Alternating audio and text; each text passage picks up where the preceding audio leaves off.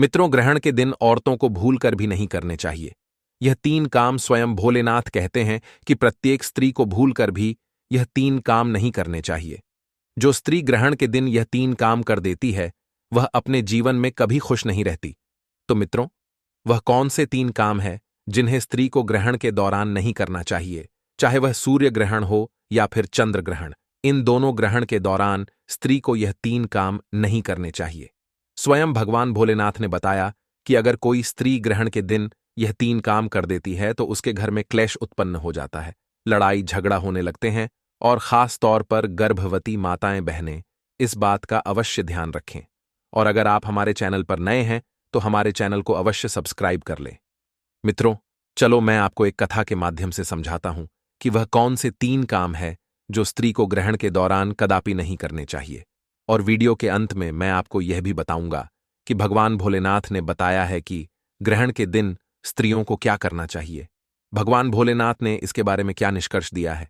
मित्रों, एक समय की बात है, भगवान भोलेनाथ अपने कैलाश पर्वत पर विराजमान थे। तभी उनसे मिलने के लिए स्वयं माता पार्वती जी आती है और भगवान भोलेनाथ से कहती हैं, हे प्रीतम, मेरे मन में आज एक प्रश्न उठ रहा है।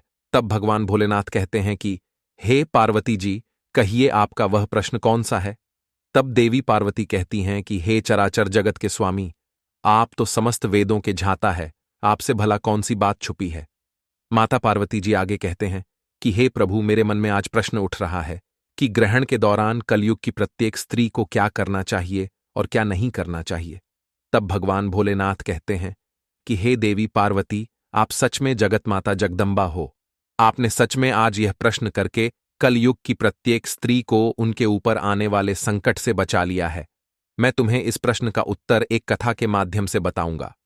तब देवी पार्वती कहती हैं कि हे प्रभु, कृपा करो और मुझे उस कथा का श्रवण कराओ।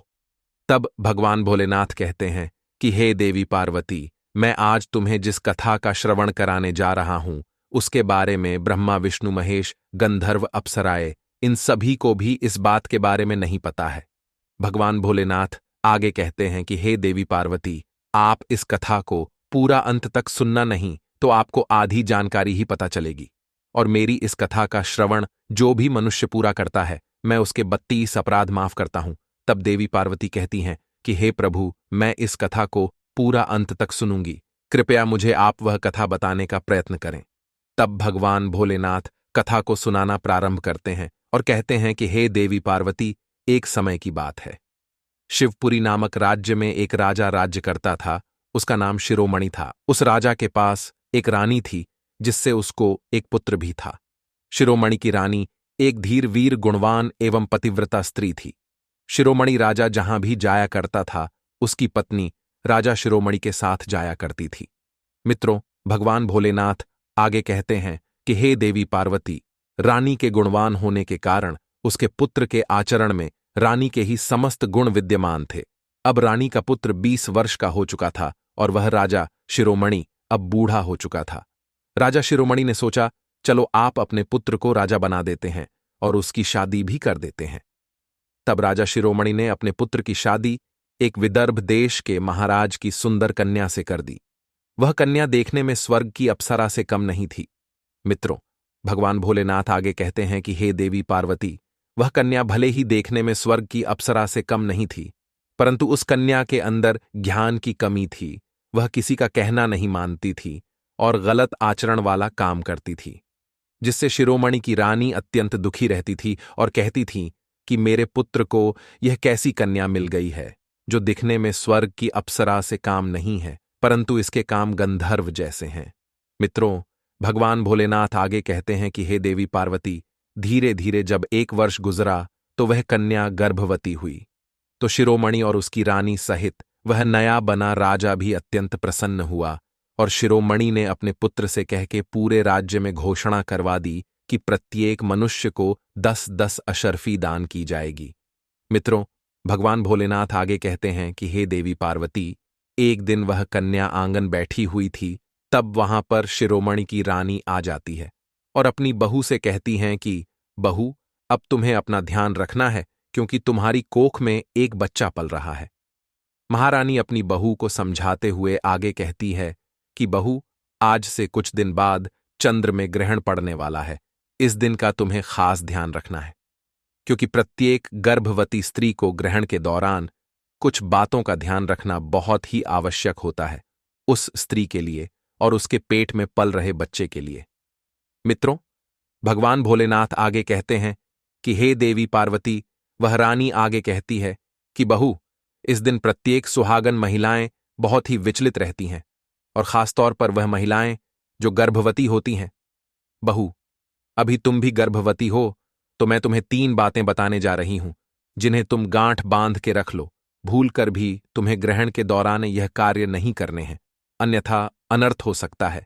यहां तक कि गर्भवती स्त्री के कोख में पल रहे बच्चे की जान भी जा सकती है, और उस स्त्री की एक न समझी की वजह से उसके पति पर भी आंच आ सकती है। वह कन्या सिर्फ अपने सर को हां में कह के हिला देती थी, परंतु मुंह से एक शब्द भी नहीं बोल पाती थी। मित्रों, भगवान भोलेनाथ आगे कहते हैं कि हे देवी पार्वती, शिरोमणि की रानी आगे अपनी बहू को समझाते हुए कहती है कि बहू, ग्रहण के दौरान प्रत्येक स्त्री को घर पर खाना नहीं बनाना चाहिए, क्योंकि ग्रहण एक खगोलीय घटना है। इस दिन प्रत्येक जहरीले कीटाणु और विषाणु वायुमंडल में विख्यात हो जाते हैं, जिससे अगर ग्रहण के दौरान कोई भी स्त्री खाना बनाती है या फिर खाना खाती है, तो वह स्त्री सहित उसका परिवार भी कई प्रकार के रोगों से ग्रसित हो सकता है। वह रानी अपनी बहू को ज्ञान देते हुए आगे कहती है कि बहू, ग्रहण के दौरान किसी भी गर्भवती स्त्री को यह काम बिल्कुल नहीं करना चाहिए।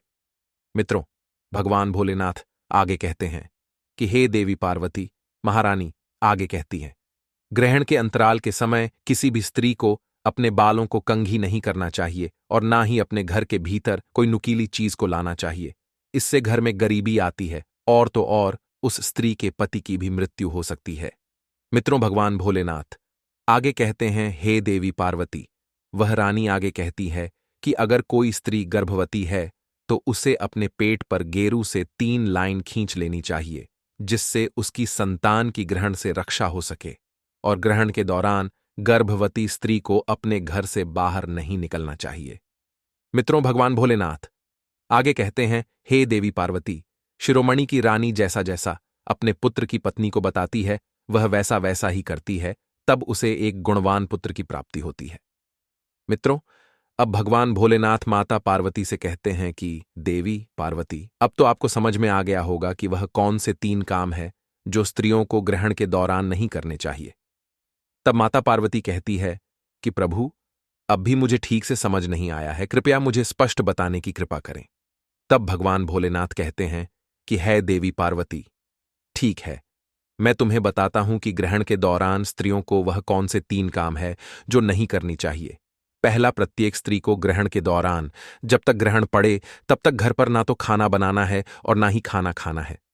दूसरा, जब ग्रहण का कालांतर प्रारंभ हो जाए तब घर की किसी भी स्त्री को ना तो अपने बालों में कंघी करनी है और ना ही कोई नुकीली चीज को घर पर लाना है, इससे घर में गरीबी आती है। तीसरा, गर्भवती स्त्रियों को ग्रहण से अपने कोख में पल रहे बच्चे की रक्षा के लिए उसे अपने पेट पर गेरू से बनी 3 लाइन खींच लेनी चाहिए, जिससे उसका बच्चा उसकी कोख में हस्तपुष्ट रहे। इन तीनों प्रश्नों के उत्तर देते हुए भगवान भोलेनाथ कहते हैं कि हे देवी पार्वती, अब तो आपको समझ में आ ही गया होगा कि आखिर ग्रहण के दौरान गर्भवती स्त्रियों को कौन कौन सी बातों का ध्यान रखना चाहिए। तब माता पार्वती कहती है कि हे प्रभु, अब मुझे सब कुछ ज्ञात हो गया है। आपने मुझे यह जो ज्ञान दिया है, यह ज्ञान सर्वसंपन्न है। मैं इस ज्ञान का प्रसार संपूर्ण विश्व जगत में करूंगी। भगवान भोलेनाथ आगे कहते हैं, हे देवी पार्वती, चलो मैं तुम्हें सूर्य ग्रहण से बचाव करने के कुछ उपयोगी उपायों को बताता हूं। ग्रहण जितनी देर लगा रहता है, तब इस बात का विशेष करके ध्यान रखना चाहिए। अगर किसी की शादी हो चुकी है तो ग्रहण के दौरान भूल कर भी शारीरिक संबंध नहीं बनाना चाहिए, वरना इससे आपको कई प्रकार के दोषों का सामना करना पड़ सकता है। 7, अगर किसी ने कोई ऐसा कर्ज लिया हुआ है जिसको आप लौटा नहीं पा रहे हैं, आप आर्थिक कष्ट में फंसे हुए हैं, आपके जीवन में धन आना बंद हो गया है और आप इस चीज को लेकर के बहुत परेशान हैं, तो सूर्य ग्रहण के दौरान आपको सिर्फ एक लाल कपड़ा लेना है। उस लाल कपड़े में एक मुट्ठी लौंग अपने दाहिने हाथ से डाल देना है और उस कपड़े की पोटली बनाएगा और अपने घर के पूजा घर पर रख दीजिएगा। अगले दिन आपको आपको उसी पोटली को ले जाकर किसी भी मंदिर के बाहर बैठे भिक्षुक को आपको दान कर देना है। इतना उपाय अगर कोई भी मनुष्य कर लेते हैं, आपके ऊपर जो ऐसा दोष था जिसकी वजह से धन आपके जीवन में नहीं आ रहा है, वह दोष अपने आप पूरी तरह से खत्म हो जाएगा और आपके जीवन में आपको अपने आर्थिक कष्टों से जरूर मुक्ति मिल जाएगी। यह एक ऐसा उपाय है जो ग्रहण के दौरान किया जाए तो कभी भी खाली नहीं जाता है, जिसके बारे में ज्योतिष शास्त्र में साफ लिखा हुआ है। भगवान भोलेनाथ आगे कहते हैं, हे देवी पार्वती, अगर आपके घर के लोगों को, अगर बाहर के लोगों ने काली विद्या बंधन करवाने की कोशिश करते हैं तो उसका असर आपके घर के लोगों पर ना पड़े तो बस एक काम कीजिएगा, ग्रहण वाले दिन एक नारियल खरीद लीजिएगा। जैसे ही ग्रहण शुरू होता है, उस नारियल को घर के प्रत्येक सदस्य के माथे से आपको स्पर्श करा लेना है और उस नारियल को घर के पूजा घर पर रख देना है। अगले दिन इसी नारियल को ले जाकर कि आपको किसी भी मंदिर के पुजारी को दान कर देना है। सिर्फ इतना उपाय अगर आप कर लेते हैं तो पूरे साल आपके घर पर कोई भी व्यक्ति कुछ भी करवाने की कोशिश करेगा, उसका असर आपके घर पर कभी भी नहीं होगा। भगवान भोलेनाथ आगे कहते हैं, हे देवी पार्वती, तंत्र शास्त्र में साफ साफ लिखा हुआ है। मित्रों, भगवान भोलेनाथ आगे कहते हैं, देवी पार्वती, अगर ग्रहण के अगले दिन कोई भी व्यक्ति अपने घर पर सदाबहार का पौधा ले आता तो उस व्यक्ति के घर पर हमेशा माता लक्ष्मी जी का आशीर्वाद बना रहता है। सदाबहार का पौधा एक ऐसा पौधा होता है जिसमें माता लक्ष्मी जी के 8 के 8 रूपों का वास होता है। ग्रहण के दिन एक सदाबहार का पौधा लाना है और अपने घर में पूर्व दिशा में स्थापित कर देना है और प्रतिदिन इसको जल देना है। इतना उपाय अगर कोई भी व्यक्ति कर लेता है तो माता लक्ष्मी जी का आशीर्वाद हमेशा उसके घर पर बना रहता है और उसके घर पर कभी भी धन की कमी नहीं होती है। मित्रों, उम्मीद करते हैं आपको आज की यह कथा पसंद आई होगी। अगर आपको यह कथा पसंद आई है तो कृपया वीडियो को लाइक करें और इस वीडियो को ज्यादा से ज्यादा लोगों में शेयर करें और हमारे चैनल को भी सब्सक्राइब करें और माता लक्ष्मी के नाम का एक प्यारा सा कमेंट अवश्य करते हैं। वीडियो देखने के लिए आप सभी का धन्यवाद।